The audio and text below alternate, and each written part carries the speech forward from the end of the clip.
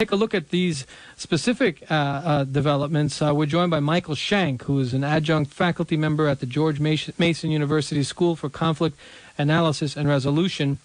Shank has written or co-written numerous articles on the militarization of our police forces throughout the country, including Get the Military Off of Main Street for the New York Times. Michael Shank, thank you so much for being with us this evening. Mario, it's great to be with you. Thanks for covering this issue. Your thoughts about, first of all, last night. I mean, again, perhaps one shouldn't have been surprised, but it was almost like an immediate reaction to seemingly to provoke the community that was mobilizing outside of the courthouse. What thoughts there, and how is this a reflection of what we've seen in Ferguson over the last several months? In the weeks leading up to the decision about the verdict, in this case, no verdict, the police were offering some concessions to protesters. There was a back and forth, a pretty intense back and forth, but they refused to disarm. They refused to not use tactical weapons. So something I've written about with some of my colleagues in the past is how militarized Ferguson's police force has become as a result of either programs within the DOD and the DHS, the Department of Defense, the Department of Homeland Security, where they either would have acquired those military weapons from the war zone free through the DOD's 1033 program, that's what it's called, or through DHS's terrorism grants program where they get money and then they can buy military gear. This is often gear that police don't know how to use, so they get it free from the Pentagon or through the DHS program and have to use it. They're required to use it within the year. And so what we've seen in Ferguson is an unwillingness by the police force to approach the protesters in a way that would ultimately de-escalate the tension. They're assuming they're going to be violent. They're saying to the protesters, we expect you to be violent, and we're going to treat you as the military might treat anyone in a war zone. And any nods by Governor Nixon in the lead up to this moment to dispatch the National Guard also only escalated tensions with the community and with the protesters.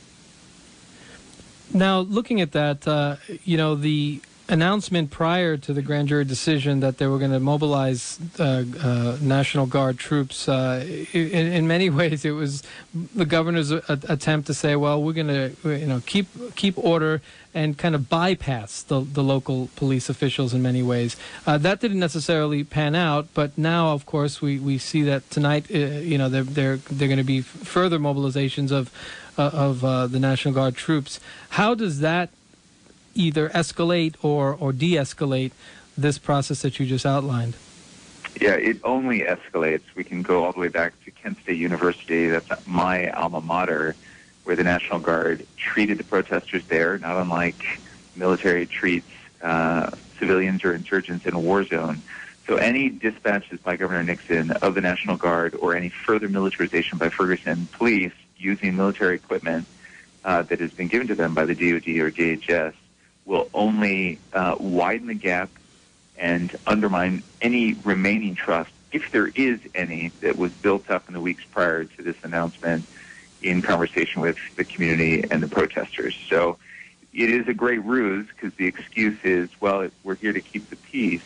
But you're seeing this excuse used all across the country. Thousands of police forces all across the country are getting tanks and mine-resistant ambush-protected vehicles, Humvees, drones, grenade launchers, assault weapons, all in the name of keeping the peace. And what's happening is that by treating the community as an enemy, they're only inflaming tensions with the community, and it will be more difficult, much more difficult, and near impossible to actually keep the peace because they've created a war zone before the war ever came to their community. So I would hold National Guard and the militarization of police was directly responsible for creating the context of the expectation of violent protest. Now, on Democracy Now! This morning, Amy Goodman and the producers there were commenting on how they were surprised that in particular areas, specifically in the black sector of Ferguson, and I'm not familiar with the area. I'm not familiar. I've never been to Ferguson, so I'm going by their report.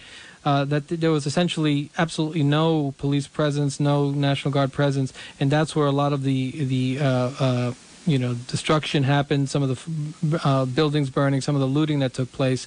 How is that factor into the approach that they take in terms of the militarization, like not necessarily securing a certain part of the community, but certainly having a pretty visible presence in other areas?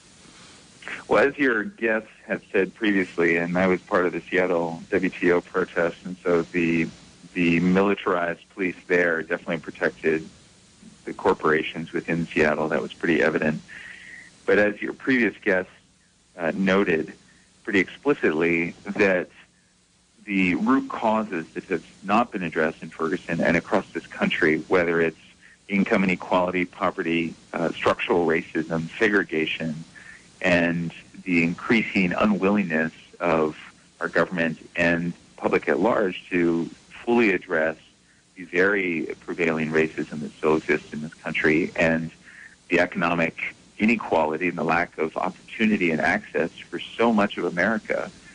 That is what is underlying protest ultimately, and a deep feeling of injustice. And so this Band-Aid approach that the police is applying, the National Guard is applying, thinking that they can squelch unrest by simply responding to it with violence is only going to further fuel more violence. Now, obviously, I'm a supporter of nonviolence. I'm not a supporter at all of any kind of violence, whether it's state-sponsored terrorism or non-state actor terrorism or violent protest that does damage to people or belongings. But until the state of Missouri and the county understand what is ultimately driving the deep anguish and angst in the community, you're not going to see the unrest resolve itself anytime soon.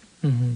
Well, certainly the approach of using tear gas on peaceful protesters to quote-unquote disperse, supposedly for crowd control, certainly leads to a pretty angry reaction on the part of the communities being tear gassed.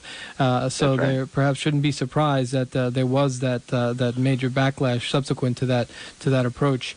Michael Shank, I want to thank you again for joining us this afternoon. I know you have a busy schedule as well, so we thank you for sharing your thoughts with us, and hopefully we'll be able to tap on you as we continue looking at this, because obviously this story is not going away anytime soon.